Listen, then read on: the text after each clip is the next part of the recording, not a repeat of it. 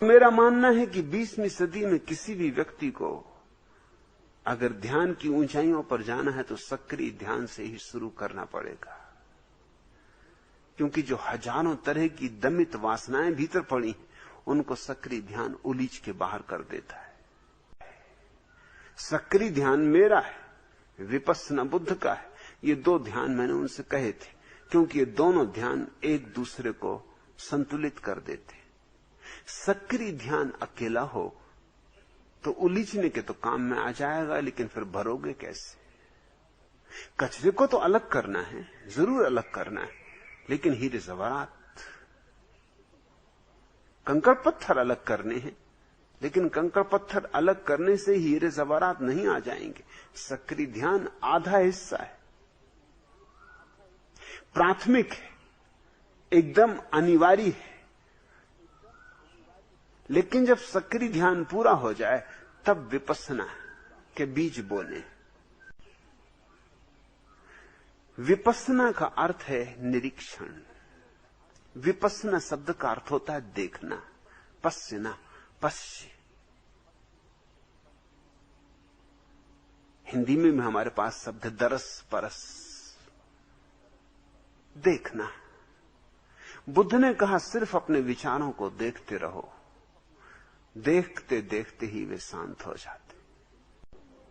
ये सक्रिय ध्यान तो 20वीं सदी की खोज है, और 20वीं सदी के लिए और आने वाले सदियों के लिए रोज रोज ज्यादा मूल्यवान होता जाएगा। मगर ये बगीचे को साफ करने जैसा है। इसकी सफाई के बाद विपश्यना, इसकी सफाई पूरी हो जाए तो फिर विपश्यना के फूल खिलने में जरा भी अड़चन नहीं। विपश्यना का अर्थ है मन की समस्त प्रक्रियाओं को, भावनाओं को, विचारों को, वासनाओं को, इच्छाओं को सिर्फ साक्षी भाव से देखना। इस साक्षी भाव में एक जादू है, और वह जादू यह है कि अगर मन की प्रक्रियाओं को साक्षी भाव से देखा जाए तो वे धीरे धीरे अपने आप तिरोहित हो जाती। उनको हमारा अगर सक्रिय सहयोग न मिले तो उनके प्राण समाप्त हो जाते। वे जीती हैं हमारे सहयोग से, और जब हम देखने में लग जाते तो हमारी ऊर्जा देखना बन जाती।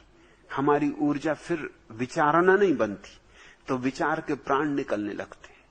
थोड़े दिन में सांप मर जाता है, खोल पड़ी रह जाती, थोड़े दिन में खोल भी समाप्त हो जाती, और एक अपूर्व घड़ी आती जब शून्य रह जाता। उस शून्य में पूर्ण का साक्षात्कार। सिर्फ ध्यानी दूसरे के भीतर ध्यान की चिंगारी पैदा कर सकता है। खुद का दिया जला हो तो ही तो हम दूसरे के बुझे दिए को जला सकते, और कोई उपाय नहीं। आत्मा ध्यान से निखरती है, प्रकट होती। ध्यान है ही कला आत्मा के निखारने की, उगाड़ने की। साधारणतः आदमी अनगढ़ पत्थर की तरह पैदा होता है। ये तो ध्यान की छेनी है, हथौड़ी है, जिसके द्वारा किसी सद्गुरु के हाथ में पड़ जाए ये पत्थर तो मूर्ति बने, तो आत्मा प्रकट हो।